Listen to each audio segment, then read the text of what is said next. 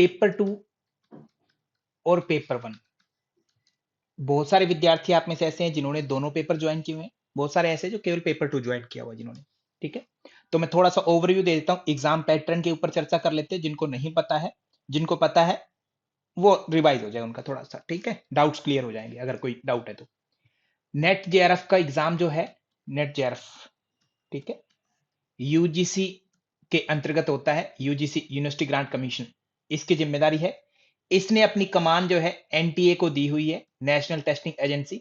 वो test attempt करवाती है, क्या एग्जाम करवाती है, बाकी सारा यूजीसी को ही देखभाल करना है, A to Z। ठीक है, टेस्टिंग जो है एनटीए की जिम्मेदारी है।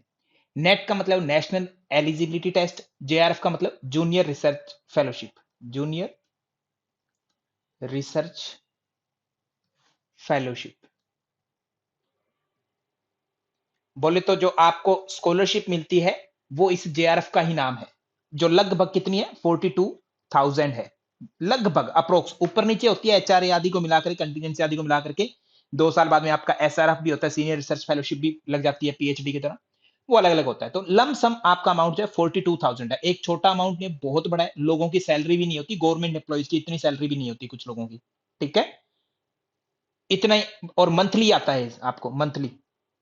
ठीक है, और ये कब मिलता है, पीएचडी के दौरान मिलता है। जब आप एग्जाम क्रैक करके जेआरएफ क्रैक कर लेते हैं, पीएचडी हो चल रही होती है, पीएचडी में एडमिशन हो जाता है, उसके बाद ही मिलता है। अगर आपका केवल जेआरएफ और पीएचडी में आप एडमिशन नहीं लेंगे तो कभी भी ये आपको फेलोशिप नहीं मिलेगी। ठीक, और नेट के बेस पर आपका नेट क्रैक होता है तो आपको कुछ भी नहीं मिलता, जस्ट आपकी एलिजिबिलिटी बढ़ती है, एलिजिबिलिटी। ठीक है, एलिजिबिलिटी किस चीज के लिए, कि आप असिस्टेंट प्रोफेसर बन सकते हैं, असिस्टेंट प्रोफेसर बन सकते हैं। ध्यान दीजिएगा, बन सकते हैं, बन ही जाएंगे ये कोई गारंटी नहीं है कि जी मेरा नेट तो रखा मैं तो नहीं बना। बहुत सारे लोग नहीं बने अभी तक। ठीक है, प्रो एलिजिबिलिटी है आपकी, यानी कि आपके अंदर जो है क्वालिफिकेशन आपकी पूरी हो गई असिस्टेंट प्रोफेसर बनने के लिए। अब जॉब मिलेगी तो आप एलिजिबल हैं, माने आपको कोई हटा नहीं सकता। अगर नहीं है तो फिर नहीं है किसी के पास में। ठीक है, तो कहने का मतलब यह है कि नेट और जेआरएफ दोनों के लिए एक ही एग्जाम होता है, वन एग्जाम होता है। ठीक है, एक ही एग्जाम होता है। ठीक है, अलग अलग एग्जाम नहीं है, एक ही दिन होता है, एक ही टाइम पर होता है, 3 आवर्स का होता है, अलग अलग सब्जेक्ट का होता है। लगभग 83 to 84 सब्जेक्ट्स है हमारे। ठीक, अलग अलग, जिसमें से योग भी एक सब्जेक्ट है हमारा। पेपर 1 जनरल एप्टीट्यूड कॉमन रहता है सभी के लिए, पेपर 2 योगा जो है, या पेपर 2 किसी का पंजाबी, हिंदी, कोई अलग अलग विषय हो सकते हैं, ज्योग्राफी आदि। ठीक है, सबके अलग अलग रहते हैं। हमारा जो है योग विषय है। ठीक है, तो थोड़ा पैटर्न पर अगर हम बात करें, अशोक जी मैं रिवाइज कर रहा हूं सारी चीजों को, बहुत सारे बच्चे जिनको नहीं पता है उनके डाउट्स क्लियर हो जाएंगे। हमारे एग्जाम में पेपर 1 और पेपर 2 दो होते हैं। पेपर 1 को हम जनरल एप्टीट्यूड के नाम से जानते हैं, जनरल एप्टीट्यूड के नाम से जानते हैं।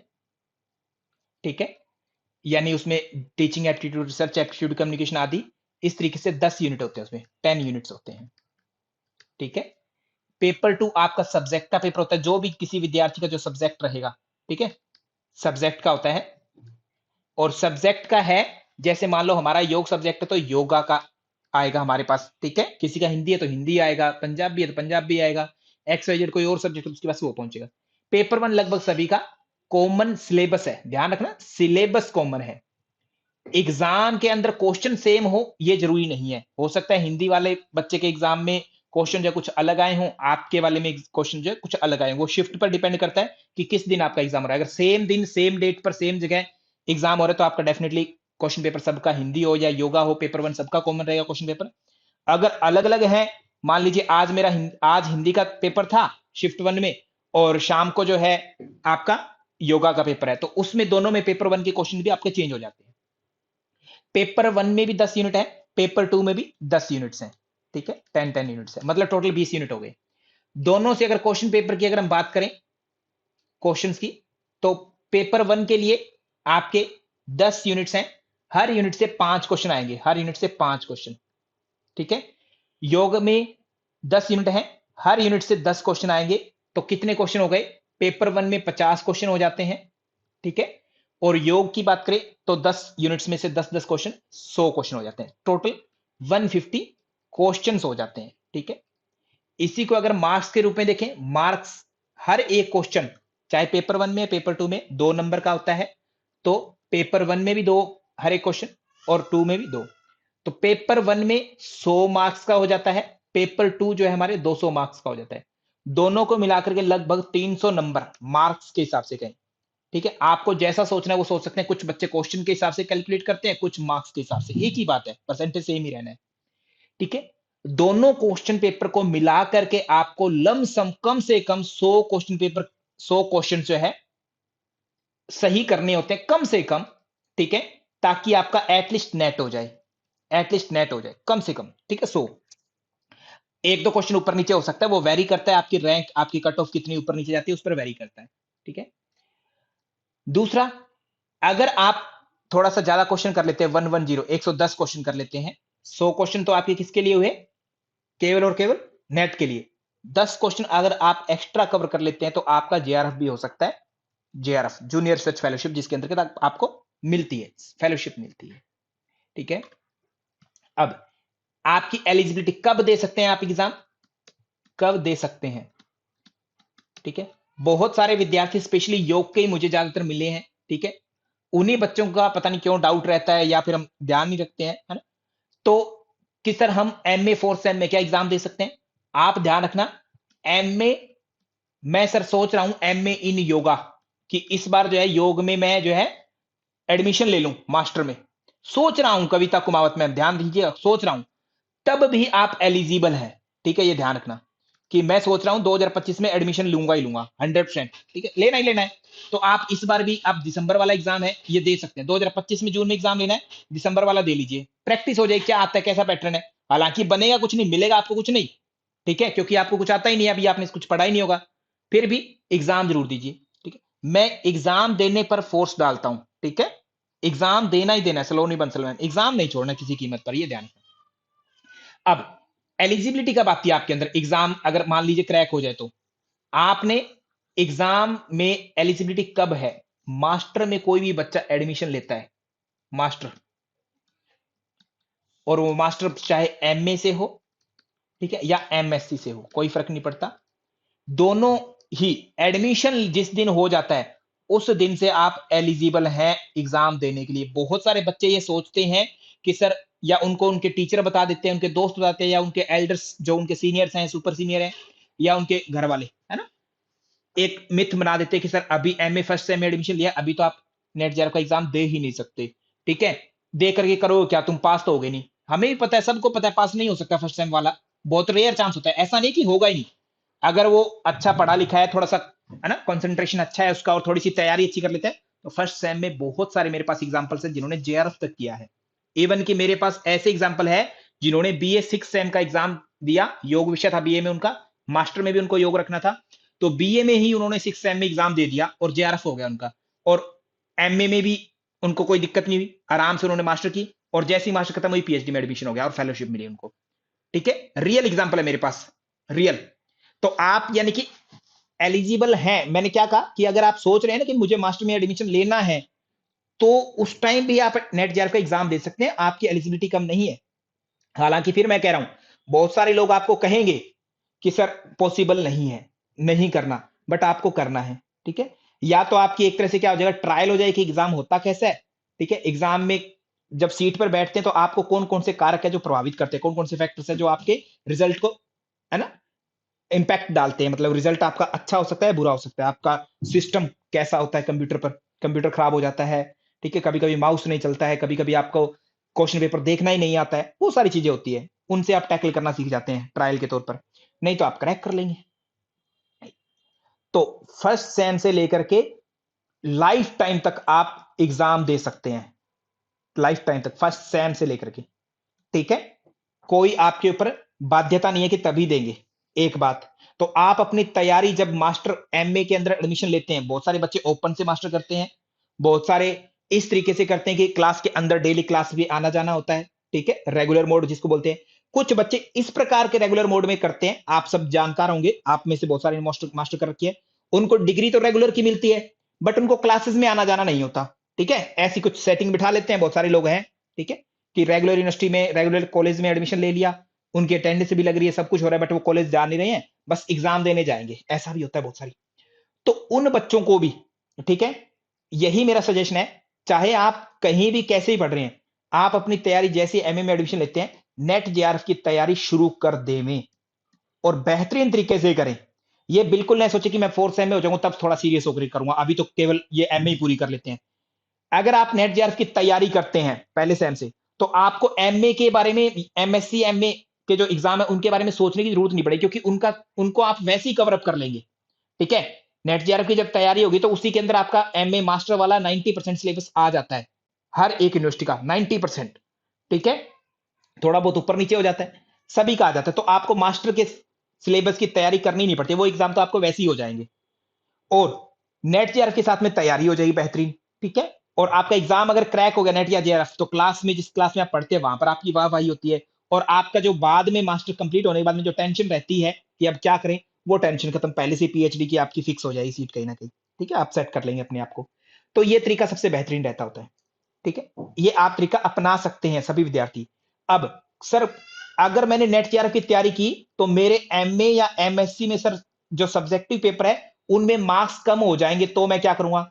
याद रखना, एमए एमएससी में आपके चाहे 60% आए चाहे 80% आए, कोई खास फर्क नहीं पड़ने वाला। ठीक है, कुछ खास फर्क नहीं पड़ने वाला, ध्यान रखना। इंटरव्यू में 1-2 नंबर का फर्क पड़ेगा, ठीक है, 1-2 नंबर का, बट आपके जीवन पर ज्यादा इंपैक्ट नहीं डालेंगे ये चीज। एमए में सपोज करो जिसके 60% है और उसके पास में जेआरएफ है, ठीक है, और एमए एमएससी में जिसके 80% है और उसके पास नेट जेआरएफ नहीं है, तो ये 80% कोई मायने नहीं रखते आपके लिए, कुछ भी, कुछ भी मायने नहीं रखते। ठीक है, तो आपके चाहे मास्टर में कम स्कोर हो जाए कोई फर्क नहीं पड़ेगा, आपके पास में नेट या जेआरएफ, और नेट और जेआरएफ अगर एज आपकी है तो जेआरएफ ही होना चाहिए आपके पास में, इतनी आप मेहनत करें, हर हाल में इतनी मेहनत करें, इस तरीके से करें। ठीक है, अब एज की बात करते हैं, एज क्राइटेरिया। एज की बात करें तो पेपर 1 पेपर 2 दोनों एक साथ होंगे, हमने बात कर ली। दोनों में कितने क्वेश्चन आएंगे कुल मिलाकर के? पेपर 1 में 50 क्वेश्चन होंगे, पेपर 2 में 100 क्वेश्चन होंगे, दोनों में 150 क्वेश्चन होंगे, 2 मार्क्स हर क्वेश्चन का है, 300 नंबर होंगे।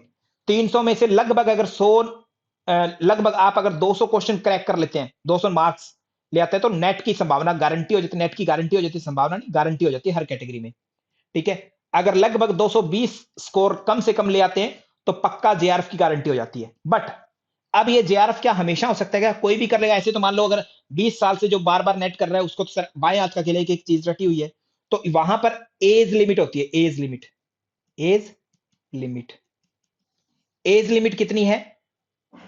लगभग, आप, मैंने पहले कहा मिनिमम एज वही है जब आप एमए फर्स्ट सेम में हो, तो वहां से आपकी एज स्टार्ट होगी, वहां से एग्जाम दे सकते हैं, और लाइफ टाइम कभी भी दो एग्जाम। बट अगर आप जनरल कैटेगरी में है और बॉयज स्पेशली मेल है, तो आपकी 30 इयर्स की एज है। ठीक है, लिमिट कि 30 ईयर से नीचे नीचे अगर रह करके, ठीक है, आप 220 या जितने भी नंबर, लगभग लगभग है, ये कट ऑफ आपकी ऊपर नीचे जाती रहती है, रैंक ऊपर नीचे होता रहता है। ठीक है, तो अप्रोक्स इतने नंबर आगे तो आपकी जेआरएफ है। अगर आपके 30 इयर्स 31 साल होगी, सपोज करिए 31 साल, और आपके 250 नंबर भी आ गए, तो भी आपका जेआरएफ नहीं माना जाएगा। ठीक है, ये ध्यान रखना। बाकी अदर जो भी कैटेगरी है, ठीक है, जनरल कैटेगरी बॉयज को छोड़ करके, फीमेल्स की बात कर ले हम जनरल में, या अदर कैटेगरीज की जो भी कैटेगरीज रह गई, पीडब्ल्यूडी आदि सब मिलाकर के, ओबीसी आदि सबको मिलाकर उनकी एज कितनी है? 35। उनके लिए 35 ईयर एज, 35 ईयर एज में वो बच्चा अगर 35 तक में 220 के आसपास मार्क्स लेके आता है, तो उसका जेआरएफ होने की पूरी संभावना है, गारंटी है। 36 में अगर वो लेकर के आएगा एज में, तो उसका एग्जाम क्रैक नहीं होगा, उसका जेआरएफ नहीं माना जाएगा। ठीक है, उसको फिर नेट ही कहना पड़ेगा, हमें हर हाल में नेट ही कहलाएगा। नेट के लिए कोई एज नहीं है, चाहे कोई भी कैटेगरी से हो, आप चाहे 70 साल की एज है आपकी या 80 साल की एज है, लास्ट बैच चल रही है, उस दिन भी एग्जाम अगर क्रैक कर लिया तो भी आपका नेट हो सकता है। बस आप कट ऑफ में आने चाहिए, मतलब जो अदर स्टूडेंट्स आपके साथी हैं उन सबसे ऊपर नंबर होने चाहिए आपके। लगभग जो है एनटीए का, यूजीसी का जो क्राइटेरिया है, टॉप 6% जो होता है। ठीक है, मान लीजिए 100 बच्चे हैं, 100 में से जिसके सबसे ज्यादा 6% ऐसे बच्चे जिनके सबसे ज्यादा नंबर थे, उन वाले बच्चों को वो क्या देता है? नेट का सर्टिफिकेट प्रोवाइड करवाता है, नेट प्रोवाइड करवाता है। ठीक है, उनमें से भी फिर टॉप 6%, माने लगभग इसका 6% का, अब 6% निकालेंगे तो कितना होगा? एक के आसपास बनेगा, उससे भी कम हो जाएगा। ठीक है, तो लगभग उसमें से एक बच्चा जो है आपका क्या होता है, ये समझ लीजिए एक से भी कम, इस हिसाब से अगर देखें तो उसको हम जेआरएफ कहते होते हैं। ठीक है, ये तरीका है, हर एक कैटेगरी हर तरीके से लाई करती है अलग अलग। सिंपल सी बात ये समझ में आती है कि सर जेआरएफ के लिए आपको हाई स्कोर चाहिए, हाई स्कोर। नेट के लिए आपको थोड़ा सा कम स्कोर भी चलता है, और बिल्कुल ही कम स्कोर आया, ठीक है, टॉप 6 में नहीं आए, मान लीजिए आप रिमेनिंग जो है 94% में आ गए, टॉप 6 में आएगा तो उनका नेट जेआरएफ हो गया, 94% रिमेनिंग में आए तो उनको आप कुछ भी नहीं कहेंगे, वो फेलियर है, ठीक है, फेल है, उनके लिए ना तो नेट है ना जेआरएफ है। बट अभी जो 2024 जून में जो एक ब्राउशर रिलीज किया था इन्होंने, अपना एक अपडेट किया था एनटीए ने, उसमें इन्होंने एक चीज और जोड़ दी। क्या जोड़ा? कहते टॉपर है जो सबसे ज्यादा, उसको जेआरएफ दे दिया, ठीक है, टॉपर मतलब जो भी परसेंटेज रहेगा। नेट है जिसका थोड़ा सा लो स्कोर है, जितना भी रहेगा उसको नेट कह दिया। इससे नीचे थोड़ा सा और लो स्कोर है, हल्का सा, ठीक है, थोड़ा सा लो स्कोर है, उसको आप पीएचडी के लिए एंट्रेंस टेस्ट के रूप में उसको जो है हम एक्सेप्ट कर लेंगे, मतलब पीएचडी के लिए एलिजिबल हो जाएगा वो कैंडिडेट। और उससे भी कम है, उससे भी कम है तो वो फेलियर माना जाएगा, वो फेलियर है। मेरी बात को समझ रहे होंगे कि अभी क्या किया, पहले हर यूनिवर्सिटी, सेंट्रल यूनिवर्सिटी आदि जो है, बहुत सारी यूनिवर्सिटी, इसके लिए पीएचडी में एंट्रेंस होना है, पीएचडी की शीट निकलती थी 10-12, उसके लिए अलग से आपका एग्जाम लेती थी एंट्रेंस टेस्ट के रूप में। उस एंट्रेंस टेस्ट को अभी खत्म कर दिया गया है, ठीक है। अब क्या है, नेट जेआरएफ का जो एग्जाम है, हाई से हाई स्कोर किया तो जेआरएफ, थोड़ा ठीक ठाक किया तो नेट, वो कट ऑफ पर डिपेंड करता है कि वो ठीक ठाक स्कोर कितना है, और फिर उससे थोड़ा सा और कम गया तो वो पीएचडी के लिए एलिजिबल है, करने के लिए एलिजिबल है, पीएचडी में एडमिशन होगा ये कोई गारंटी नहीं है, पीएचडी करने के लिए एलिजिबल है, बस इतना ही, ठीक है। और उससे कम है तो फिर वो फेलियर है, उसका कोई लेना देना नहीं है एग्जाम से। ये तरीका है सर अभी, ठीक है, ये चल रहा है। आशा करता हूं समझ में आ गई होगी बात। डॉक्टर ऋषभ शाह जी, आपका प्रश्न बार बार आ रहा है कि सर कितना स्कोर चाहिए।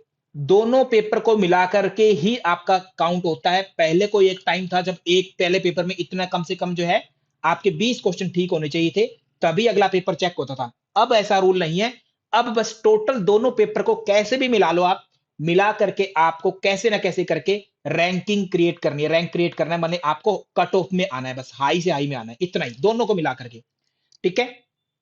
और वो दोनों को मिला करके एनटीए कुछ भी नहीं कहता कि आपका मिनिमम स्कोर कितना होगा कितना नहीं, बस एनटीए कहता है कि आप टॉप 6% में आओ, इतना ही बस। और वो हो सकता है 250 नंबर के साथ आप हो सकते हैं, ठीक है, या हो सकता है आप 150 नंबर के साथ में भी टॉप 6 में आ सकते हो शायद, अगर बाकी बच्चों का स्कोर कम है आपसे तो, ठीक है। ये ध्यान रखना।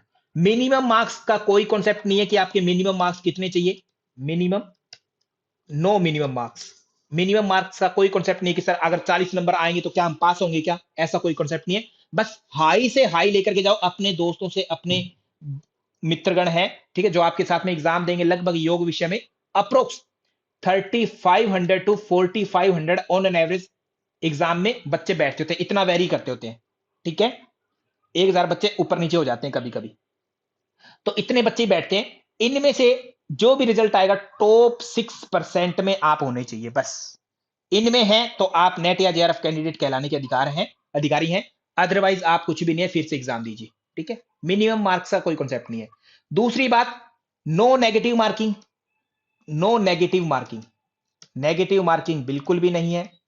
नेगेटिव मार्किंग नहीं है तो आपको ये बेनिफिट मिलता है कि आपके पास में कितने क्वेश्चन आए, 50 पेपर 1 में, 100 पेपर 2 में, दोनों को मिलाकर के मधुकर भारती साहब कितने क्वेश्चन बने, 150 क्वेश्चन।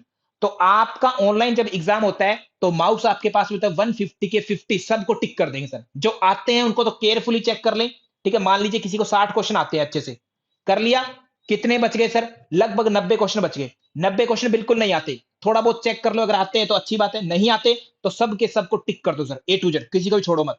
हो सकता है 90 में से गलत होने की संभावना भी है, सही होने की भी तो संभावना है। मान लो इसमें से जैसे तैसे करके 90 में से 40 क्वेश्चन और मिल गए आपको, 60 प्लस 40 कितने हो गए, 100 क्वेश्चन हो गए। और 100 क्वेश्चन पर आज तक का जो इतिहास है वो यही कहता है कि हर एक बच्चे का कोई भी कैटेगरी में नेट तो हो ही जाता है लगभग। आने वाले टाइम में हो सकता है कि 110 क्वेश्चन पर नेट होने लग जाएगा अगर कट ऑफ हाई जाने लग गई तो। अभी तक का इतिहास यही कहता है कि जिसने 100 क्वेश्चन ठीक किए हैं उसका कम से कम नेट तो पक्का हुआ है, और कैटेगरी विशेष का फायदा मिलता है तो उसका जेआरएफ भी हो जाता है कभी कभी, ठीक है, कविता कुमावत में। तो ये बेनिफिट रहता है, तो इसीलिए मैं हर बार कहता हूं कि आप लोगों को एग्जाम देना ही देना है, नेट जेआरएफ का एग्जाम देना ही देना है, ठीक है। बहुत सारे बच्चे हैं, पता नहीं उनको क्या होता है, वो जिंदा होते हैं परंतु फिर भी एक्सक्यूज बनाते हैं। क्या वो पढ़ लिए, 6-7 महीने अच्छे से तैयारी की उन्होंने, ठीक है। तैयारी करने के बाद में जब नेट जेआरएफ का एग्जाम देने का जब बारी आती है, एडमिट कार्ड आता है, शुरुआत में तो फुल जोश होता है उनके अंदर, हम ये कर देंगे वो कर देंगे, है ना, ठीक है सर, बस आप पढ़ा रहे हो सर, मुझे इतनी अच्छे समझ में आ रहा है कि मैं इस बार टॉपर बनूंगा, ऐसे। जैसे जैसे एडमिट कार्ड आता है, एग्जाम की डेट आती है, एग्जाम की डेट, एग्जाम देने की बारी आती है, उस दिन बच्चे का ये होता है कि सर मेरी तबीयत खराब हो गई है, हेल्थ इशू हो गए हैं, ठीक है, मैं एग्जाम नहीं दे पाऊंगा या नहीं दे पाऊंगी, ठीक है, बहुत इश्यू हो गया सर, बस मेरे से तो चला ही नहीं जा रहा सर, ऐसे लग रहा है चक्कर खा के गिर जाऊंगी, ठीक है ना अशोक जी। तो उन विद्यार्थियों के लिए एकमात्र ही इलाज है कि मर जाओ, है ना, क्योंकि अगर आप योग विषय आपके पास में है, योग विषय, ठीक है, जो ये कहता है कि योग सब बीमारियों का इलाज करता है, आजकल योग ऐसे ही जाना जाता है ना अशोक जी, माननीय अशोक जी, योग ऐसे ही जाना जाता है ना कि योग जो है सब बीमारियों का इलाज करता है, थेरेपेटिक दृष्टिकोण से ज्यादा आध्यात्मिक दृष्टिकोण की बजाय। अभी जो वर्तमान परिप्रेक्ष्य में अगर हम रश्मि माते में योग को देख रहे हैं, आजकल हर कोई जान रहा है, वो थेरेपी के दृष्टिकोण से ज्यादा जान रहा है, आत्मा परमात्मा की भांति, है ना, आत्मा परमात्मा की ओर न जाकर के जस्ट मेरा इलाज हो जाए जैसे तैसे करके, मुझे रोग न हो, ठीक है, इस तरीके से ज्यादा जान रहे हैं हम। हालांकि उसका लास्ट एम तो डेफिनेटली आत्मा परमात्मा की ही बातें, ठीक है, मोक्ष आदि की बातें, बट स्टार्टिंग एम अभी ये बनाया। तो जो विद्यार्थी तबीयत का बहाना लेता है ना, तो वो बहुत गलत बात है, ठीक है, बहुत ही बुरी बात है, ऐसा नहीं करना है। आपका एग्जाम मात्र 3 आवर्स के लिए होता है, 3 घंटे में, 3 घंटे में होता है, 180 मिनट्स होते हैं, बस उतनी देर ही आपको एग्जाम हॉल के अंदर रहना है, ठीक है। एग्जाम देख रहे बाहर कितनी भी तबीयत खराब है आपकी, जब तक आप वेंटिलेटर पर नहीं, आपके मास्क नहीं लगा हुआ किसी बच्चे के ना पूरा नाक पर, टांग पैर आदि ऑपरेशन आदि नहीं हुआ तब तक, या प्रेगनेंसी आदि की, है ना, इशू नहीं है, तब तक अगर आप घर पर बैठ सकते हैं ना, तो एग्जाम हॉल में भी जाके बैठ के आ जाना, 3 घंटे कुछ भी नहीं होगा, ठीक है। वैसे के वैसे जिंदा बाहर निकलेंगे आप, अगर अति इमरजेंसी होगी तो एग्जाम हॉल से आपको वैसे निकाल देंगे वो ना, मेडिकल आदि के बहाना लेकर के, एम्बुलेंस तैयार रहती है, वो ले जाएंगे आपको, चिंता मत करिएगा। परंतु प्लीज एग्जाम मत छोड़ना। हर बार मेरे पास ऐसा होता है कि लगभग 10 से 12 बच्चे ऐसे मिल जाते हैं जिनका एग्जाम रह जाता है, एग्जाम नहीं दे पाते हैं जो, ठीक है। और इश्यू क्या होता है, सबका लगभग हेल्थ इश्यूज देते होते हैं सब कोई, ठीक है, हेल्थ इश्यूज सबका। तो कृपया करके ऐसा मत करना, ठीक है। जितना जोश अभी बना हुआ एग्जाम में, अभी से कसम खा लो कि हर हाल में एग्जाम देना है। बहुत सारे बच्चे जानबूझकर एग्जाम इसलिए छोड़ते हैं क्योंकि एग्जाम देंगे तो उनको अपने रिश्तेदारों को, अपने साथियों को, अपने दोस्तों को बताना पड़ेगा कि जी मैं एग्जाम दे के आया था और मेरा पास नहीं हुआ ना, नेट जेआरएफ हुआ नहीं है। तो इस शर्म से बचने के लिए वो एग्जाम ही छोड़ देते हैं, ताकि अच्छा बहाना मिल जाए कि मैंने तो एग्जाम नहीं दिया था, नहीं तो मैं तो टॉप कर जाता, है ना, इस बार आसान पेपर आया था, ऐसा कहते हैं फिर बाद में। तो ऐसा, है ना, कहने से कोई इज्जत नहीं बनने वाले, इज्जत तभी बनेगी जब वास्तव में आपका क्रैक होगा, ठीक है। एग्जाम छोड़ने से वो दूसरा व्यक्ति भी जानता है जानबूझ के छोड़ के आया है, ठीक है। कुछ नहीं होने वाला आशीष जी, एग्जाम देना ही देना है, हर हाल में देना है, ये ध्यान दे लो, हर हाल में देना ही देना है। और चाहे आपकी तैयारी है या नहीं है, तैयारी हो या न हो, क्योंकि मैंने आपको बता दिया है नेगेटिव मार्किंग है नहीं, तैयारी नहीं है तो भी एटलीस्ट एग्जाम देने जरूर जाओ। बहुत सारे बच्चों को सागन वरंग जी फोर्स करते हैं हम, ठीक है, तो मजबूरी में चला जाता है बच्चा, दे करके आता है, कभी कभी उसका नेट या जेआरएफ हो जाता है, और जब हो जाता है तो बच्चा खुश हो जाता है कि सर आप, मैं देने नहीं जा रहा था, आपने धक्का किया और मैं दे करके आया, मेरा क्रैक हो गया एग्जाम, है ना, खुश भी होता है। तो आपको हर हाल में एग्जाम देना ही देना है, ठीक है, हर हाल में देना है, चाहे आप छुप करके दो, कैसे भी दो, वैसे छुपाने वाले इसमें कौन सा इतना राज की बात है, कुछ भी नहीं है, ठीक, एग्जाम देना ही देना, बस ये गांठ बांध लो आप लोग, ठीक है, इसको कृपया मत छोड़ना, ठीक है। दूसरी बात, कभी कभी एडमिट कार्ड जब आता है, इस बार जैसे मेरे पास 2 बच्चे, ठीक है, एडमिट कार्ड आ गया, एडमिट कार्ड, इस बार एग्जाम किस टाइम था डॉक्टर अशोक जी, एग्जाम किस टाइम था इस बार, सलोनी बंसल मैम, टाइम क्या था एग्जाम का, याद है क्या आशीष जी, 3 to 6 PM था, ओके। गेट क्लोजिंग टाइम क्या था, गेट क्लोजिंग,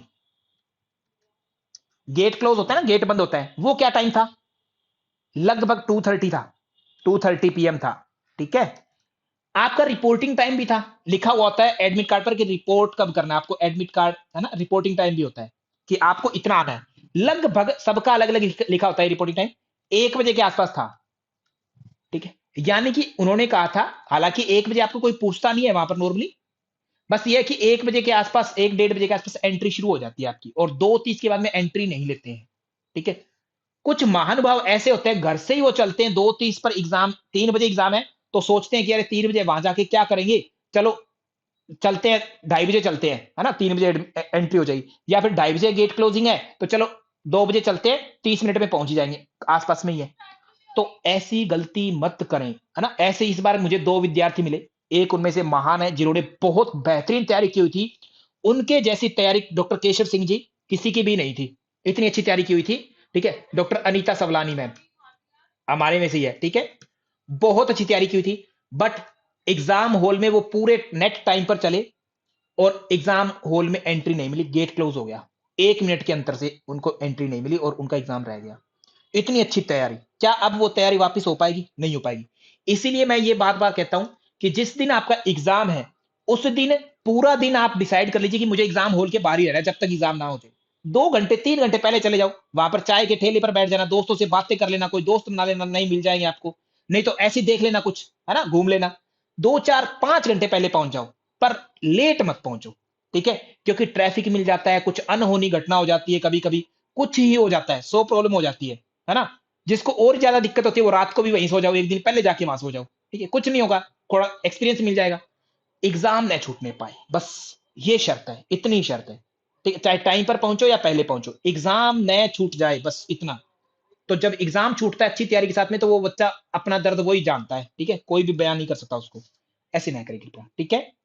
खैर, ये बातें हो गई हमारी एग्ज़ाम रिलेटेड। आशा करता हूँ ये सारी चीज़ें क्लियर हैं। अन्य कोई बात है जो मैं नहीं बता पाया हूँ और किसी विद्यार्थी को नहीं पता है तो वो पूछ सकता है, ठीक है? मैं आगे चर्चा करता हूँ, सिलेबस की बात करते हैं हम पेपर 2 की बारी है।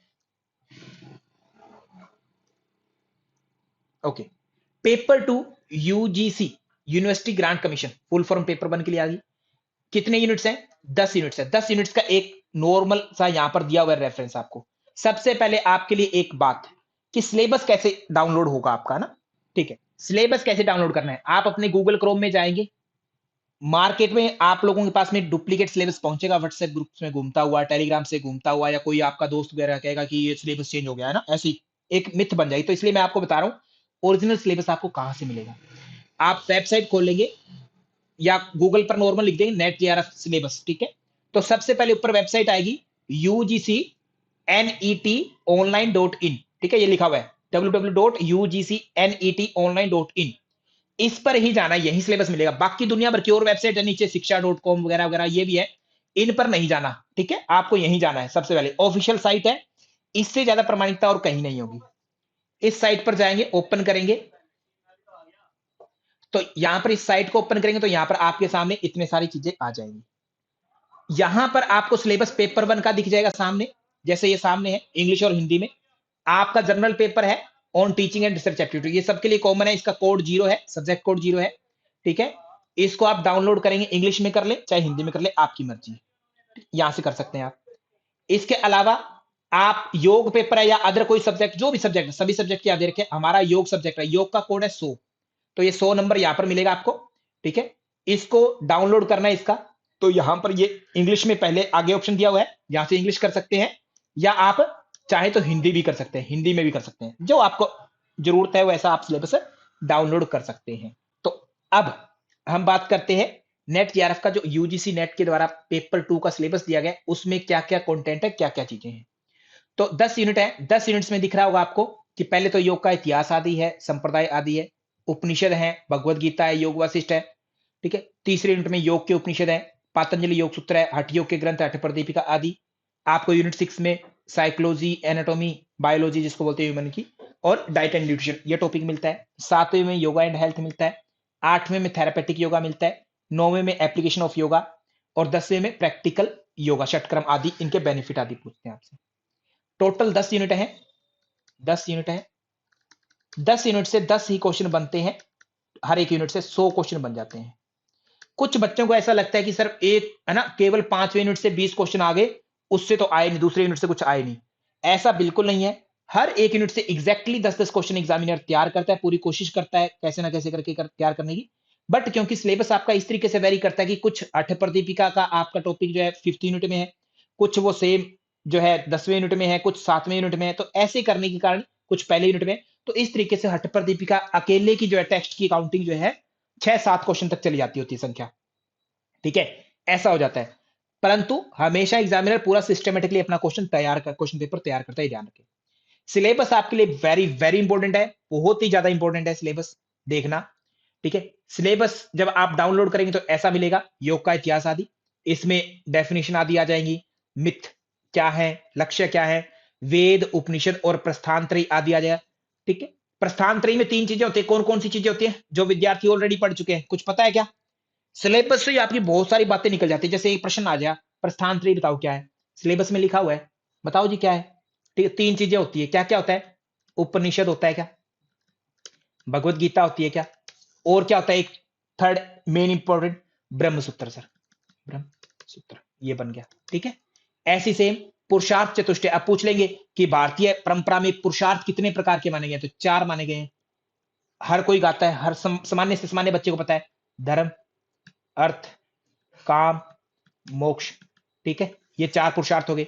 षड दर्शन की अवधारणा, सामान्य अवधारणा, षड दर्शन, ठीक है। षड दर्शन मान ले तो दर्शन कितने हैं सर, दर्शन आस्तिक नास्तिक 2 तरीके से, षड दर्शन का बात करते हो, आस्तिकों को हम 6 बोलते हैं, ठीक है, 6 है संख्या, तो उनको आस्तिक दर्शन न कह करके हम षड दर्शन वर्ड यूज कर देते हैं। कौन कौन से नाम याद होना चाहिए, ठीक है, न्याय विशेषिक, सांख्य और योग और मीमांसा और वेदांत, इस प्रकार से 6 दर्शन हो गए।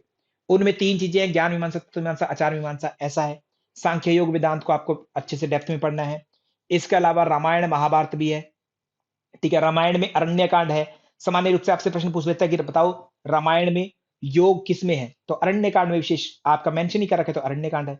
महाभारत में शांति पर्व है, याज्ञवल्क्य स्मृति है, योगियों का परिचय है, महर्षि पतंजलि, गुरु गोरखनाथ जी, नारद भक्ति सूत्र है, ठीक है। कबीरदास, तुलसीदास, सूरदास जी, स्वामी विवेकानंद जी, अरविंद जी, महर्षि रमन, महर्षि दयानंद सरस्वती जी, इनकी परंपराएं हैं योग की।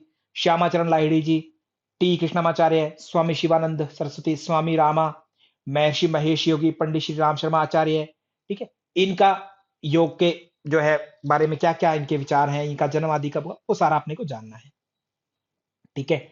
ज्ञान योग, भक्ति योग, कर्म योग, राजयोग, हठ योग और मंत्र योग, ये योग के कुछ टाइप्स हैं, इनको हमें देखना है। जैन और बौद्ध मत, आस्तिक नास्तिक दर्शन जो है उनको भी हमें जानना है। अब यहां पर थोड़ा सिलेबस को नोट करेंगे आप, देखिए ये श्री श्यामाचरण लाहिड़ी है, इसमें देखो श्री के बाद में भय आता है, भय। एनटीए ने सिलेबस तैयार किया है, मैंने टाइप नहीं किया यहां पर, एनटीए का ओरिजिनल सिलेबस है, जस्ट मैंने कॉपी पेस्ट किया है। जहां पर भी आपको हिंदी में भय दिखेगा ना और उससे कोई शब्द नहीं बन रहा है, वो मिस्टेक मिस टाइप हुआ है, वो दुए वाला शय समझ लेना, और वो भी आधा। जैसे यहां भ्यामाचरण लाहिड़ी कुछ शब्द नहीं है, तो श्री श्यामाचरण लाहिड़ी है। अगर भय से कुछ शब्द बन जाए आपका तो ठीक है, ना बने तो समझ लेना कि वो दुए वाला शय होगा, ठीक है, जहां पर भी आपको थोड़ा सा मिस्टेक लगे। ऐसा पूरे सिलेबस में है, ये थोड़ा सा मिस्टेक हुई है। आगे दूसरा यूनिट जो है उसमें उपनिषद है, प्रमुख उपनिषद यानी ब्रह्म विद्या वाले, ईश, केन, कठ, प्रश्न, मुंडक, मांडुक्य, ऐत्रेय, तैत्रेय, छांदोग्य, बृहदारण्यकी। अब ये सिलेबस जो है आप अच्छे से पढ़ लेना। कभी कभी आपसे नॉर्मल प्रश्न पूछा जाता है कि बताओ जी चेतना की 4 अवस्थाएं किस उपनिषद में बताई गई है, तो जिसने सिलेबस देख रखा है सागर नौरंग जी, उस बच्चे का प्रश्न अपने आप ही ठीक हो जाएगा।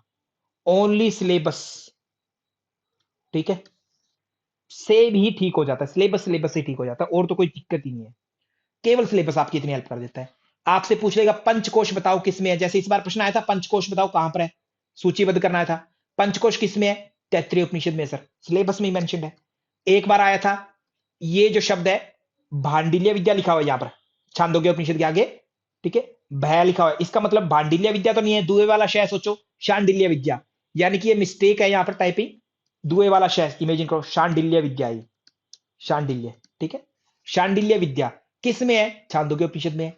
ऐसे प्रश्न बनते होते हैं, ठीक है। विद्या विद्या कहां पर है, ईशावास्यों में। यक्ष का उपाख्यान कहां है, केनोपनिषद में। थोड़ी थोड़ी बातें आपको दी गई हैं, यहां से बहुत हेल्प होती है। प्राण और रई का कॉन्सेप्ट कहां पर है, सिलेबस में सारा चीज दे रखा है आपको, प्राण और रई प्रश्नोपनिषद में। तो सिलेबस अगर देखोगे तो सर दिक्कत होने वाली नहीं है आपको, ठीक है। सिलेबस से आपकी बहुत ज्यादा हेल्प होती है। आगे इसी में आपका क्या है, यूनिट 2 में ही, यूनिट 2 में 3 चीजें हैं, उपनिषद हैं, कितने हैं, 10, जिनको प्रमुख बोलते हैं। भगवत गीता है, भगवत गीता किसने लिखी थी भगवत गीता? साक्षी कटारिया मैम। भगवत गीता श्री कृष्ण जी ने लिखी थी या अर्जुन ने लिखी थी भगवत गीता? डॉक्टर साक्षी कटारिया मैम क्लास में है या चले गए? डॉक्टर साक्षी कटारिया मैम, पता होना चाहिए इतना तो। ओके, व्यास जी ने लिखी। कैसे पता सर? महाभारत किसने लिखी? महाभारत वेद व्यास जी ने लिखी थी, ठीक है। और गीता कहां से लिखी है? महाभारत से तो लिया गया है, ठीक है, उसी में तो टाइप है, ठीक है। तो महाभारत पूरी को अगर वेद व्यास जी लिख रहे हैं तो डेफिनेटली उसके एक पार्ट को भी तो वेद व्यास जी लिख रहे हैं, यानी रचनाकार अगर देखें जाए, रचनाकार। अब लिखना न लिखना वो गणेश जी आदि की कहानी है, वो जब हम कॉन्टेक्स्ट को पढ़ेंगे पूरा अच्छे से तो अलग चीज है वो, है ना। वहां देखिए रचनाकार जो है उत्पत्तिकार है, ठीक है, जिसको इसको एक स्वरूप देते हैं वेद व्यास जी है भगवत गीता को। इसमें जो बोल रहे हैं वो श्री कृष्ण जी के शब्द हैं, ठीक है, अर्जुन को संवाद दे रहे हैं संदेश इस तरीके से। ओके, तो भगवत गीता क्या है? सामान्य परिचय आदि ये चीजें हैं। सारे के सारे भगवत गीता पढ़ ले तो बहुत अच्छी बात है, नहीं तो जो इंपॉर्टेंट है वो आपको बताया ऑलरेडी, वहां से आप पढ़ सकते हैं। योग वासिष्ठ भी इसी में है। योग वासिष्ठ बहुत बड़ा ग्रंथ है, सारा शायद आप पढ़ भी ना पाए, पढ़ लें तो बहुत अच्छी बात है, नहीं तो इंपॉर्टेंट जो चीजें हैं वो हमने सिलेबस में दी हुई है, वहां से आप देख करके जरूर करें, ठीक है। आगे यूनिट 3 है, उसमें योग के उपनिषद। ध्यान देना, उपनिषद आपके 2 बार आते हैं, यूनिट 2 में आए प्रमुख उपनिषद के नाम से, ठीक है। वो कितने हैं? 10 उपनिषद है, 10। उनमें योग के अंग आदि की चर्चा नहीं, कि योग के कितने अंग है, कौन सा योग है, हठ योग आदि, ऐसी चर्चा नहीं है। योग उपनिषद इनका नाम दिया जाता है, ये 8 है। इनमें योग की बातें हैं, यानी हठ योग है, राजयोग है, मंत्र योग है, लय योग है, या कोई चतुरांग षडांग योग, ऐसे योग है कोई ना कोई, ठीक है। तो इस कारण से इन 8 को योग उपनिषद कहा गया, और ये तीसरे यूनिट में है। बहुत इजी है, ये समझ लो कि टोटल मिलाकर के लगभग 500 से 600 श्लोक है सारे उपनिषदों को मिलाकर के, है ना। या ये समझ लें कि सारे ही मिलकर के यूनिट 3 है, इसमें 100 पेज बनते हैं आपके टोटल मिलाकर के पूरी, अगर उपनिषदों को अच्छे से पढ़ लेंगे हिंदी में तो भी 100 से भी कम बनेंगे, 100 भी मैंने ज्यादा बता दिए, ठीक है, 100 से भी कम पेज बनेंगे। 100 तो बहुत ही ज्यादा बना दिए, शायद 50 से 60 पेज मान लो टोटल सारे 8 उपनिषदों के, ठीक है। अगर आप अच्छे से बुक को देखोगे तो उसमें आपका सारा का सारा रहता है, और इसमें से कम 10 क्वेश्चन पक्का बनते हैं, कम से कम। एक आधा ज्यादा बेशक बन जाए, 10 क्वेश्चन है, कितना इजी हो गया 10 क्वेश्चन में, ठीक है, योग उपनिषद। और इतने से छोटे से सिलेबस से बहुत बड़ी बात है, 10% सीधा ही आ गया आपका पेपर 2 में से, 100 में से। भवेता नहीं है ये, भय से सेंस नहीं बनते तो शविता शवतरो पढ़ें इसको, ठीक है। योग कुंडली है, चूड़ामणि है, त्रिशिखी है, योग तत्व है, ध्यान बिंदु है, नाद बिंदु है, राज योग राज है। इनमें सिलेबस फिर से देखोगे तो आपको थोड़ा क्लियर हो जाएगा। जैसे त्रिशिखी ब्राह्मणोपनिषद में क्या दिया है? अष्टांग योग। तो आपका प्रश्न आ गया अष्टांग योग बताओ किस उपनिषद में? त्रिशिखी में है, ठीक है। मंत्रलय हठराज बताओ कहां पर है? मंत्रलय हठराज योग तत्व में है, ठीक है। और मंत्रलय हठराज और कहां पर है? योगराज में। ऐसे प्रश्न आया। 9 चक्र किस में है? सिलेबस देखा जिस बच्चे ने वो कभी भूलेगा ही नहीं। तो सिलेबस को देख करके ही आपको पढ़ाई शुरू करनी है, सिलेबस को देख करके हर बार जब भी आप पढ़ना शुरू करें, ये बहुत इंपॉर्टेंट चीज है। बहुत सारे बच्चे सोचते हैं कि अरे ये कोई बड़ी बात थोड़ी है, मेन कॉन्टेक्स्ट पढ़ लें, सिलेबस तो वैसे ही हो गया। बट जब आप सिलेबस को पढ़ेंगे तो आपका दिमाग में अरेंजमेंट बहुत अच्छे से होगा, ठीक है। सिस्टमेटिकली आप कंफ्यूज नहीं होंगे किसी चीज के प्रति। आपके दिमाग में हर एक इंफॉर्मेशन जो है ना, जो भी आप पढ़ते जाएंगे सिस्टमेटिकली अपने आप अरेंज होती जाएगी, कंफ्यूजन नहीं होगा। नहीं तो बहुत सारे बच्चे क्या कहते हैं कि सर मैंने योग उपनिषद सारे पढ़ लिए, फिर भी मेरे कंफ्यूजन नहीं जा रहा, ठीक है, क्योंकि सिलेबस को देखा ही नहीं था, वैसे ही पढ़ते गए अंधाधुंध, कुछ भी पढ़ते गए। सिलेबस देखते तो बहुत अच्छे से एक एक चीज जो है अरेंज हो जाती दिमाग में, और कोई कंफ्यूजन नहीं होता। तो इसलिए सिलेबस बहुत ज्यादा जरूरी है आशीष सोलंकी साहब, ठीक है। ओके, आगे आता है फिर यूनिट 4 में समाधिपाद, साधनपाद, विभूतिपाद, कैवल्यपाद। ये चारों बताओ किस ग्रंथ में मिलते हैं? शब्द ऐसा दे दिया प्रश्न, योग सूत्र, सिंपल क्वेश्चन। या इसमें अंदर पढ़ेंगे योग का अर्थ आदि, योग के सूत्र हैं 195 सूत्र तो हर जगह मिलेंगे मिलेंगे आपको, कहीं 196 मिल जाएंगे वो अलग बात है। 195 सूत्र हैं, रट लेना, रटना ही रटना है, ठीक है। याद होना चाहिए आपको कंठस्थ। अगर योग के विद्यार्थी है ना शिवाली ठाकुर मैम, तो आपको याद होना चाहिए ये 195 लाइन, जिसको याद है उसके कम से कम 10 और ज्यादा से ज्यादा 15 से 17 क्वेश्चन तक आ जाते हैं योग सूत्र मात्र से। 195 लाइन ओनली, 95 लाइन से 195, इतने में से कितने आ गए? 15 से लगभग 10 से 15 क्वेश्चन, कितना बन गया मार्क्स? 30 नंबर, केवल 195 लाइन, ज्यादा बड़ी नहीं है। एग्जाम आपका शायद दिसंबर में हो या पता नहीं जून में जब भी होगा, दिसंबर में होने वाला है, जनवरी में भी हो सकता है, वो एग्जाम जब भी हो रहा है तब तक अगर आप डेली के 10 सूत्र भी याद करें, 10 नहीं तो 5 भी याद करेंगे तो भी आराम से आपका हो जाएगा। ठीक है, आराम से 2 महीने भी नहीं लगेंगे, मतलब 1.5 महीने में आपको सारा याद हो जाएगा योग सूत्र। ठीक है आशीष जी, पूरा योग सूत्र, 10 क्वेश्चन कहीं नहीं जाते कम से कम योग सूत्र के, याद रखना। जिस बच्चे, कुछ बच्चे ऐसे सोचते हैं सर इस बार तो योग सूत्र से बहुत कम क्वेश्चन आए, इसका मतलब आप लोगों ने योग सूत्र क्वेश्चन पेपर ढंग से देखा ही नहीं, आपको आता ही नहीं है देखना क्वेश्चन पेपर, देखा कैसे जाता है ना। जिसको ऐसे लगता है ना कि योग सूत्र से कम क्वेश्चन आए, उसको पता ही नहीं क्वेश्चन पेपर देखा कैसे जाता है। ठीक है, तो क्वेश्चन पेपर देखना ढंग से, जब आएगी ना पीडीएफ क्वेश्चन पेपर की, तब पता लगेगा कि योग सूत्र के कितने क्वेश्चन थे, कितने थे। ठीक है, कम से कम 10 कहीं नहीं जाते, 15-15 आते होते इसमें से, 15-15। ठीक है, ओके। बेसिक क्वेश्चन क्या बन जाता है कि बताओ जी साधन पंचक, जैसे इसमें दे रखा है क्या है, संप्रज्ञात है, संप्रज्ञात समाधि का वर्णन कहां पर है, ठीक है, समाधि पाद में है। दुख का बताओ, अष्टांग योग का वर्णन साधन पाद में, विभूति पाद, धारणा ध्यान समाधि का कहां है, कैवल्य पाद आदि सिद्धि के 5 स्थान। ये बेसिक चीजें जो हम योग उपनिषद के अंदर पढ़ेंगे। ठीक है, तो आशीष सोलंकी जी, सागर नवरंग साहब बता रहे हैं कि 18 क्वेश्चन आए थे। ठीक है, पिछली बार गिने थे इन्होंने 18 क्वेश्चन। अब 18 क्वेश्चन अपने आप में कितनी बड़ी बात है, ये बताओ। 18 क्वेश्चन कितनी बड़ी बात है, कम से कम मैं कंफर्म हूं अभी तक यू जो क्वेश्चन पेपर की पीडीएफ तो नहीं आई है, बस जैसा बच्चों का अनुमान है या मुझे जो अनुमान है 10 क्वेश्चन तो डेफिनेटली होंगे ही होंगे, 10 प्लस होंगे, 10 से एक भी कम नहीं होगा। आशीष सोलंकी जी याद कर लेना, एक एक मिला लेना जब एग्जाम आएगा तो आपके पास। ठीक है, पीडीएफ जब आएगी एग्जाम की चेक कर लेना। तो अब यहां से अगर इस सिलेबस को, अगर या तो इस सिलेबस को रट लें, सिलेबस नहीं रट सकते तो योग सूत्र के 195 लाइंस रट लें, और एक बार अगर रट लोगे ना तो क्वेश्चन पेपर, ठीक है, या जब समझाएंगे हम आपको या जब आपका एग्जाम आएगा तो एक एक आपका ना उंगलियों पर होगा क्वेश्चन, कोई मिस्टेक नहीं होगी रटने के बाद में। ठीक है, याद करना। 5 मिनट में आपके हठ योग के सारे टेक्स्ट हैं, योग बीज है, ठीक है, गोरख संहिता है, शिव संहिता है, वशिष्ठ संहिता है, सिद्ध सिद्धांत पद्धति है, हठ प्रदीपिका, गिरण संहिता, हठ रत्नावली है, ये टेक्स्ट है। ये टेक्स्ट जो है सारे के सारे हम डेप्थ में करेंगे।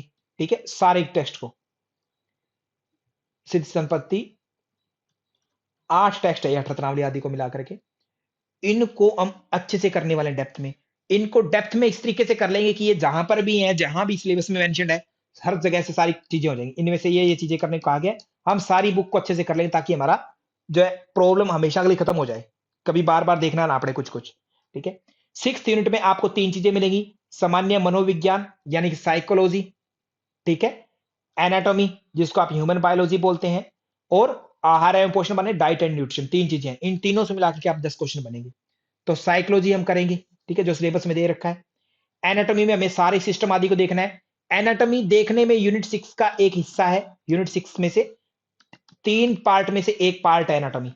ठीक है, तो इस हिसाब से अगर हम देखें तो एनाटॉमी में से 3 क्वेश्चन तो कम से कम बनने चाहिए, अगर हम माने साइकोलॉजी से 3 क्वेश्चन, एनाटॉमी से 3, डाइट एंड न्यूट्रिशन से 3, 3 3 9 हो गए, एक क्वेश्चन ऊपर नीचे किसी में से भी हो जाएगा, तो 10 क्वेश्चन यूनिट 6 के बन गए एग्जामिनर के दृष्टिकोण से। तो 3 क्वेश्चन एनाटॉमी के तो बनते ही बनते कम से कम यहां से, बट एनाटॉमी के 3 से ज्यादा आते होते, याद रखना। कैसे?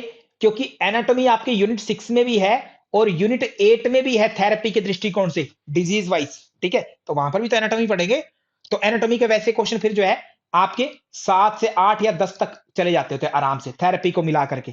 ठीक है, वहां पर चले जाते होते हैं। डाइट एंड न्यूट्रिशन में सर क्या खाना है क्या नहीं खाना, सिंपल बेसिक चीजें हैं, एक बार में ही हम कर लेंगे आसानी से। अब यहां पर यूनिट 7 है, योग और स्वास्थ्य, है ना, योगा एंड हेल्थ नाम से। ये क्वेश्चन जो है यहां पर डब्ल्यूएचओ के अनुसार स्वास्थ्य की परिभाषा। अब देखो जो यूनिट 5 को पढ़ के आएगा, घेरन संहिता, अठ प्रदीपिका को पढ़ा है, भगवत गीता यूनिट 2 को पढ़ाया, उसके लिए तो ये चीजें पढ़ने की आवश्यकता ही नहीं रह जाती। ठीक है, ये चीजें जो योग सूत्र को पढ़ाया, यूनिट 4 को पढ़ के आ गया है, उसके लिए मैत्री करुणा मुदितोपेक्षा सारी क्लियर है। ठीक है, अलग से पढ़ने की कोई आवश्यकता नहीं रहती है। ठीक है, सारे हेतु आदि ये जो है, हे हेतु आदि या मानसिक भावनात्मक सत्यान, संशय, प्रमाद, आलस्य, अविरति, भ्रांति दर्शन, ये सारी चीजें पढ़ी होती है। यौगिक आहार गीता या इनमें से पढ़ लेता है। ठीक है, षट चक्र आदि ये सारी चीजें अठ प्रदीपिका आदि, शिव संहिता आदि में पढ़ लेता है। त्रिगुण पढ़ लेते हैं सांख्य दर्शन आदि से। ठीक है, क्लेश आदि को हम सारी चीजें पढ़ लेते हैं पहले ही। तो यूनिट 7 अपने आप जो आपका है ना, पहले 5 यूनिट अगर आपने अच्छे से पढ़ ली डेप्थ में कॉन्शियस होकर के, तो समझ लीजिए पहले 5 यूनिट पढ़ने के साथ साथ में आपका 7th यूनिट हो गया, ठीक है, आपका 10th यूनिट भी इनबिल्ट कवर हो गया। ये इतने सारे कवर हो जाते हैं जस्ट पहले 5 यूनिट पढ़ने पर, ठीक है। तो आपको इसी तरीके से पढ़ना है, जितना मैं करवाऊंगा बस वो करते जाना, ठीक है। गारंटी मेरी कि आपका कमजोर नहीं रहेगा ये, जितना मैं करवाऊं। बहुत सारी चीजें ऐसी है जो आसान है, उसको हम बहुत ज्यादा फोकस डालेंगे। बहुत सारी चीजें इतनी है जिसमें से एक क्वेश्चन आना है, एक ही क्वेश्चन आना है, और उसके लिए पढ़ना पड़ेगा आपको 1 मंथ। तो क्या हमें उसे एक क्वेश्चन की तैयारी करनी चाहिए? अब भावना में बह करके एक बच्चा क्यों नहीं करेंगे सर, करेंगे तैयारी, है ना, फीस दी है, करनी चाहिए। बट यहां पर फीस की बात नहीं है आशीष सोलंकी साहब, यहां पर बात है चेतना की, ठीक है, स्मार्ट स्टडी की। अगर आपका एक क्वेश्चन बिल्ड हो रहा है, बन रहा है, और 1 महीने की तैयारी चाहिए उसमें, और इतना ज्यादा पढ़ना है, तो हम उस एक क्वेश्चन को छोड़ना बेहतर समझते हैं। उसकी बजाय हम उस टॉपिक को करें जिसमें से 15-20 क्वेश्चन आने हैं, और वो टॉपिक भी छोटा है चाहे बड़ा हो बेशक, ठीक है, छोटा है टॉपिक और ज्यादा क्वेश्चन देगा, ज्यादा इजी है वो, उसको हम करें, ठीक है ऋषभ शाह जी, समझ रहे मेरी बात को? ठीक है, जैसे याज्ञवल्क्य स्मृति है, हर बार एक क्वेश्चन आ जाता है और इतना डेप्थ में जाता है कि एग्जामिनर का कोई मतलब ही नहीं है। तो हम याज्ञवल्क्य स्मृति सारी पढ़ेंगे क्या? बिल्कुल नहीं सर, क्योंकि बहुत लेंदी है। हिंदी पढ़ने में भी अगर हम अच्छे से पढ़े तो अलग ही बात है, हिंदी हिंदी भी अगर कोई बच्चा पढ़ता है तो उसमें भी बहुत अच्छा टाइम लग जाता है उसका। तो बहुत टिपिकल है, तो इसको हम इग्नोर करके चलते हैं। जितना हमने किया उसमें से आगे तो अच्छी बात है, अदरवाइज हम बाकी की टॉपिक्स पर कवर करते हैं। 100 में से सारे के सारे 100 क्वेश्चन आप समझे अच्छे से कर पाए, बिल्कुल जरूरी नहीं है। 100 में से आप अपना टारगेट कम से कम 80 पर रखिए, 80 प्लस होगा, 80 आपके आनी चाहिए। और 80 आराम से ऊपर ऊपर से मोटे तौर पर पढ़ते हैं ना आप अच्छे से, ठीक है, जितना मैं करवाता हूं हर बच्चे के आराम से आ सकते हैं। बस जितना मैं करवाता हूं उतना पढ़ ले, बस इतना ही, आराम से। ज्यादा की चाह नहीं है पेपर 2 में, ठीक है। बाकी ये क्वेश्चन आप पेपर 1 से लीजिए, पेपर 1 में भी अगर आराम से ऊपर ऊपर से अच्छा से सिस्टमेटिकली पढ़े होंगे आप आराम से तरीके से, तो 30 क्वेश्चन आराम से टच करते हैं आप। ज्यादा की यहां भी चाह नहीं, क्योंकि यहां पर भी डेप्थ में आते हैं 20 क्वेश्चन, इधर के 20 डेप्थ में। 80 प्लस 30 110 आराम से जेआरएफ होता है हर बच्चे का, ठीक है। अच्छे से सिस्टमेटिकली जब आप पढ़ते हैं, ऐसा नहीं कि सर मैं तो पढ़ के गया, सब बहुत अच्छी तैयारी की, बट मेरा तो नेट भी नहीं हुआ, है ना। सिस्टमेटिकली तैयारी जब करते हैं बढ़िया से, टू द पॉइंट, ये थोड़ा ध्यान रखें। ओके, तो इतना आपने को स्कोर करना है। यूनिट 8 की बात करें, थेरापेटिक योगा है, थेरेपी एनाटॉमी से मिलता जुलता है। एनाटॉमी पढ़ ली तो समझ लो थेरेपी पढ़ ली आपने, ठीक है। एनाटॉमी अगर अच्छे से आ गई आपको, तो आपको डिजीज लगभग पता लग जाएगी, लगभग आपको पता लग जाएगी। जैसे आपको एंजाइना पेक्टोरिस बोला जाए, ठीक है, तो एंजाइना पेक्टोरिस जो है कहां की बीमारी है, अगर आपको हार्ट आदि के बारे में पता है, ठीक है, कोरोनरी आर्टरी के बारे में पता है, कोरोनरी आर्टरी में ब्लड कम जाता है, कोरोनरी आर्टरी ब्लड किसको देती है, हार्ट को देती है, उसमें ब्लड कम जाएगा, तो सर ब्लड कम जाएगा तो हार्ट को कम ब्लड मिलेगा, और हार्ट जो है मरने की कगार पर आ जाएगा, दर्द होएगा, हार्ट ऐसे तड़फेगा, है ना, मरने की स्टाइल।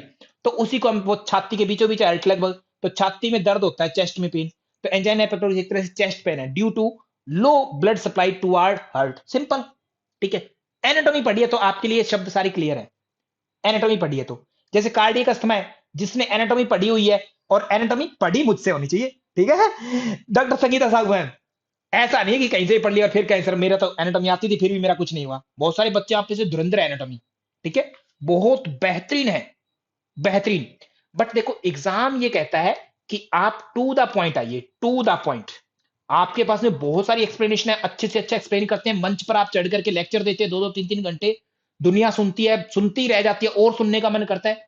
परंतु अगर एग्जाम अगर देना चाहते हैं तो बस उतना ही कीजिए जितना पॉइंट टू पॉइंट दिया गया है, बस उतना ही, नोट एक्स्ट्रा, ठीक है, उससे ज्यादा नहीं, ठीक है, उसके ऊपर नहीं, उतना ही, और उतने में एग्जाम होगा, ठीक है। तो मैं, हम जब एनाटॉमी करवाते हैं, ठीक है, सागर नौरंग जी जब पढ़ाते हैं एनाटॉमी, तो जबरदस्त पढ़ाते होते हैं, है ना, सिस्टमेटिकली, टू द पॉइंट, ना ऊपर ना नीचे, बिल्कुल टू द पॉइंट, ठीक है। तो आपकी एनाटॉमी बिल्कुल ऐसे मक्खन जैसी हो जाती है, तभी होगी जब आप सिस्टमेटिकली पढ़ेंगे, रेगुलर रहेंगे ना, ठीक है। एक डर निकाल के चलना, अगर मेरे पास आए पढ़ने आप, तो डर निकाल के चलना कि सर आराम से, ठीक है, धीरे धीरे करेंगे, डेली करेंगे, जितना मैं करवाता हूं उतना करते जाना, एनाटॉमी आपकी बेहतरीन तरीके से होगी, आराम से होगी, ठीक है। आगे बात करते हैं, तो यूनिट 3 हो गया, थेरापेटिक हो गया, जिसमें अपने क्या क्या पढ़ना है, सारी डिजीज को पढ़ना है, योगिक practices, respiratory disorder, cardiovascular disease, endocrine metabolic disorder, diabetes आदि को पढ़ेंगे। फीमेल्स के जो डिसऑर्डर्स है उनको पढ़ेंगे हम, ठीक है। ऑब्स्ट्रिक गायनेकोलॉजिकल डिसऑर्डर जो है, गैस्ट्रोइंटेस्टाइनल डिसऑर्डर, डाइजेस्टिव आदि, मस्कुलोस्केलेटल अर्थराइटिस आदि हो गए, न्यूरोलॉजिकल में माइग्रेन आदि हो गए, साइकेट्रिक में न्यूरोसिस, एंजाइटी आदि, फोबिया आदि, इन सब को हम पढ़ेंगे तरीके से, ठीक है। यूनिट 9 जो है इसमें एक बुक है, ठीक है, टीचिंग मेथड्स, ठीक है। टीचिंग जो अध्यापन है, अध्यापन की विधियां, एक ऐसी पुस्तक है कैवल्य धाम द्वारा प्रकाशित है, ठीक है। यूनिट 9 उसमें पूरा कवर हो जाता है, ठीक है। वहां पूरा कवर हो जाता है डॉक्टर नेबरानी में, पूरा का पूरा यूनिट 9 वहां कवर होता है, ठीक है। तो वो बुक अगर आप पढ़ ले तो अच्छी बात है, बुक नहीं पढ़ सकते तो हमने पीपीटी में अरेंज किया हुआ सारा मैटर, वहां से पढ़ ले। अब सिलेबस जिसने पढ़ा था तो ये प्रश्न आया था फिर से, सेम सिलेबस जिसने देखा था, प्रणिपात परिप्रश्न सेवया 434, यही प्रश्न आया था और यही आपका क्वेश्चन बन गया, ठीक है। 434 तद विधि प्रणिपात परिप्रश्न सेवया, बार बार रिपीट करवाया था सिलेबस से, जिसने पढ़ा था सिलेबस उसका क्वेश्चन हो गया। बेशक भगवत गीता पढ़े हो ना पढ़ो, सिलेबस देखा था उसका क्वेश्चन ठीक था, ठीक है। तो यूनिट 9 हो गया। यूनिट 10 में बात करें तो आप यूनिट 5 अगर करके आ चुके अच्छे से तो वहां से हेल्प हो जाएगी बहुत सारी। बाकी इसमें 2 बुक्स होती है, एपीएमबी आसन प्राणायाम मुद्रा बंध पुस्तक है, ठीक है, उसको पढ़ ले, नहीं तो पीपीटी आपके लिए तैयार है, ठीक है, सिस्टमेटिकली कोर्स ऑलरेडी एप्लीकेशन पर है। या रोग और योग, योग और रोग जो बुक है, दोनों की दोनों बीएसवाई बिहार स्कूल ऑफ योगा द्वारा प्रकाशित है, दोनों पुस्तकें पढ़ ले, वहां से आपका पूरा सिलेबस हो जाता है, ठीक है, एक एक चीज। तो इस प्रकार से 10 के 10 यूनिट हमारे हैं। आप लोग जब आप फीस दे चुके हैं जो भी, ठीक है, एक्यूरेट योगा नाम से एप्लीकेशन बनी हुई है, उस ऐप को आप इंस्टॉल कर चुके हैं, एनरोल्ड है, उसमें आप देखेंगे तो आपको सबसे पहले योगा स्पेशल रिकॉर्डिंग के नाम से फोल्डर मिलेगा, ठीक है, जिसमें ऑल 10 यूनिट्स की शॉर्ट वीडियोस मिल जाएंगी टू द पॉइंट। अगर आपके पास में कम टाइम है और आप दिसंबर 2024 वाले एग्जाम की तैयारी कर रहे हैं, 10 सितंबर आज है, दिसंबर 2024 में लगभग 10 से 12 दिसंबर के आसपास से एग्जाम शुरू हो सकता है शायद, अगर टाइम पर हुआ तो। अगर आगे पीछे हो गया तो मे भी जनवरी में भी जा सकता है, जनवरी 2025 में भी जा सकता है, बट हम मान के चलेंगे टाइम 10 से 12 दिसंबर, इतना टाइम है। कम टाइम में आपको सिलेबस तैयार करना है तो सेल्फ स्टडी ही काम की है। आप सारी रिकॉर्डिंग अवेलेबल है, वहां से अपना systematically unit wise, unit 1, unit 2, unit 3 अपने सेल्फ पेस, सेल्फ डायरेक्शन, खुद की गति निर्धारित कीजिए, थोड़ा थोड़ा थोड़ा करके पढ़ते रहिए। जितना पढ़े, ये बिल्कुल जरूरी नहीं है कि सर मैंने एक हफ्ते में पूरा सिलेबस कवर कर दिया, है ना। बहुत सारे कहेंगे सर आपने जो बताया था मैंने तो एक हफ्ते में कवर कर दिया, और कुछ है क्या पढ़ने में? इसका मतलब आपने कुछ नहीं किया। पढ़ना है इस तरीके से पढ़े कि आपने एक बार जब पढ़ लिया, वहां से कुछ क्वेश्चन जो भी है कितना भी बने वो सारा आपको आना चाहिए। ऐसा नहीं है कि सिलेबस कवर करना है आपको, सिलेबस कवर करने से अच्छा है सिलेबस को याद होना चाहिए, कंटेंट याद होना जरूरी है, ठीक है, अच्छे से रटा हुआ, पॉइंट टू पॉइंट। एग्जाम यही कहता है, पॉइंट टू पॉइंट। कवर करना आपका उद्देश्य नहीं है, आपका उद्देश्य है अच्छे से दिमाग में बैठाना हर चीज को, ठीक है। 10 यूनिट है। इसके अलावा डेली हमारी लाइव क्लास चलेगी, ठीक है, 1 आवर पर डे रहेगा, 1 आवर। अब डेफिनेटली 1 आवर पर डे है तो 30 दिन में तो सिलेबस कवर नहीं होगा, ना ही 3 महीने में होगा। आराम से 1 आवर के हिसाब से 8 to 10 मंथ आराम से लगते हैं वन टाइम सिलेबस कवर होने में लाइव क्लास में। मैंने पहले कहा जिन बच्चों को जल्दी है वो ऑल 10 यूनिट्स की रिकॉर्डिंग से अपडेटेड है, वहां से अपना सिलेबस पढ़े आराम आराम से, ठीक है। लाइव क्लास चलती है 1 आवर पर डे, वहां से देखें। लाइव क्लास में नहीं आ सकते, आप एक गृहिणी है, हाउसवाइफ है, खाना बना रहे हैं या अपने परिवार में बिजी हैं या कोई जॉब पर लगे हुए हैं या अदर किसी कार्य में है कोई, है ना, नहीं आ पाए, तो लाइव क्लास की रिकॉर्डिंग मिल जाएगी आपको, लाइव क्लास की रिकॉर्डिंग मिल जाएगी, उसकी दिक्कत नहीं है। लाइव क्लास की रिकॉर्डिंग देखते हैं, साथ में जैसे जैसे टॉपिक करेंगे, यूनिट 1 पढ़ा तो यूनिट 1 की क्विज करिए, यूनिट 2 किया तो यूनिट 2 की क्विज, टॉपिक वाइज सिस्टमेटिकली आप कर सकते हैं क्विजेस को। मॉक टेस्ट कर सकते हैं, मॉक टेस्ट भी दिए रहते हैं, जब पूरा सिलेबस कर ले तो मॉक टेस्ट दीजिए अपना, ठीक है। इसी में आपको PYQs, previous year question paper, वो डेप्थ में एनालिटिकल वीडियोस मिल जाती है जो आपके एग्जाम के लिए बहुत ही ज्यादा इंपॉर्टेंट है, बहुत ही ज्यादा इंपॉर्टेंट, वेरी वेरी इंपॉर्टेंट। उसको देख लिया तो ये समझ लीजिए एग्जाम आपका वैसा ही बनता है पीवाईक्यूज की तरह, डेप्थ में एनालिटिकल वीडियोस मिलती है आपको, ठीक है, डेप्थ में, वो आप देख सकते हैं, वो आपके सारे के सारे डाउट्स को क्लियर कर देती है पीवाईक्यूज की वीडियोस, ठीक है। इसी में मिल जाता है आपको सारा का सारा। जिस बच्चे ने भी जो कोर्स परचेज किया हुआ है सबके पास जो ये वीडियो देख रहा है उन सब के पास जिन्होंने कोर्स परचेज किया हुआ है, सबके पास ये सारी चीजें हैं। ये सारा मटेरियल एप्लीकेशन में ही अवेलेबल होता है, पीडीएफ आदि सब के सब इन ऐप रहता है, इन ऐप, ठीक है। एक्यूरेट योगा ऐप के अंदर आपको सब चीजें मिलेंगी, एक चीज, हर चीज, ठीक है। अब बहुत सारे बच्चे, जैसे मैं पीवाईक्यूज का नाम लेता हूं तो बहुत सारे बच्चे क्या सोचते हैं, केवल पीवाईक्यूज करेंगे, केवल और केवल वो पीवाईक्यूज ही देखते हैं और कुछ देखते नहीं है। बट पीवाईक्यूज देखने से पहले बहुत जरूरी है कि आप सिलेबस को जरूर देखें, सिलेबस को देखें।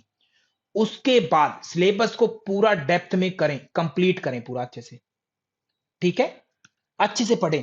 उसके बाद पीवाईक्यूज को चेक कीजिए, नहीं तो पीवाईक्यूज की वीडियोस देखते जाएंगे, आगे छोड़ पीछे, है ना, आगे दौड़ पीछे छोड़, ऐसे वाली बात रहेगी, उसमें कुछ भी हाथ नहीं लगेगा। तो आपको पीवाईक्यूज जो है तभी काम के हैं आपके, जब आप पूरा सिलेबस को अच्छे से कंप्लीट किए रहेंगे सिस्टमेटिकली, तब फिर पीवाईक्यूज काम के हैं, ठीक है। उसके साथ में आप टेस्ट आदि दीजिए, ठीक है, पीवाई क्विज आदि दीजिए या मॉक टेस्ट आदि करिए। यही तरीका आपके पढ़ने का, इसके अलावा और कोई तरीका नहीं है, ठीक है। बेस्ट वे यही है तरीका आपका, क्लियर है? ओके, तो आपको सबसे पहले यही तरीका अपनाना है। अब आपके पास में सारी चीजें हैं, जैसे बहुत सारे बच्चे योगा स्पेशल रिकॉर्डिंग देखना चाहते हैं, वो देखें। आप लोगों को अगर पिछले बैच की लाइव क्लासेस जो हुई हैं, अभी हमारा पिछला बैच गया है, उसको देखना है, तो आपको ओल्ड बैच के नाम से एक फोल्डर मिलेगा एप्लीकेशन में, ओल्ड बैच के नाम से। उस ओल्ड बैच को देखिए, वहां से अपनी लाइव क्लासेस की जर्नी को स्टार्ट कीजिए सिस्टमेटिकली। सेम सिलेबस है, सेम सब कुछ है, ठीक है, सब कुछ वहां से आप कर सकते हैं। जस्ट अगर एंगेज रहना है आपको कि मुझे सर, बहुत सारे बच्चे ये कहते हैं कि सर मुझे तो आपके साथ में पढ़ना है, जितना आप पढ़ाओगे उतना ही पढ़ना है, तो फिर हमारी लाइव क्लास है डेली की, उसमें आइए डेली 1 आवर आराम से हमारे साथ पढ़िए, आराम आराम से हम 8 से 10 महीनों में सिलेबस को कवर करेंगे, कोई जल्दी नहीं। जिनको जल्दी है वो ऑलरेडी जो रिकॉर्डिंग है, सारा कंटेंट आपको मिला हुआ है, वहां से अपना सिलेबस कवर कीजिए। कोई क्वेश्चन किसी का रहता है, इन क्लास, आफ्टर क्लास में पूछ सकते हैं। फोन नंबर आप सबके पास में होता है, फोन से कॉल करिए, व्हाट्सएप कॉल करिए, नॉर्मल कॉल करिए, ऑडियो मैसेज भेज दीजिए, व्हाट्सएप में लिख करके भेज दीजिए, ऐप के अंदर लिख के भेज दीजिए, या जो आपको तरीका लगता है उस तरीके से आप क्वेश्चन आंसर करिए, ठीक है। बस अपनी तैयारी शुरू कीजिए। So thank you to all, धन्यवाद आप सभी का, थैंक यू सो मच।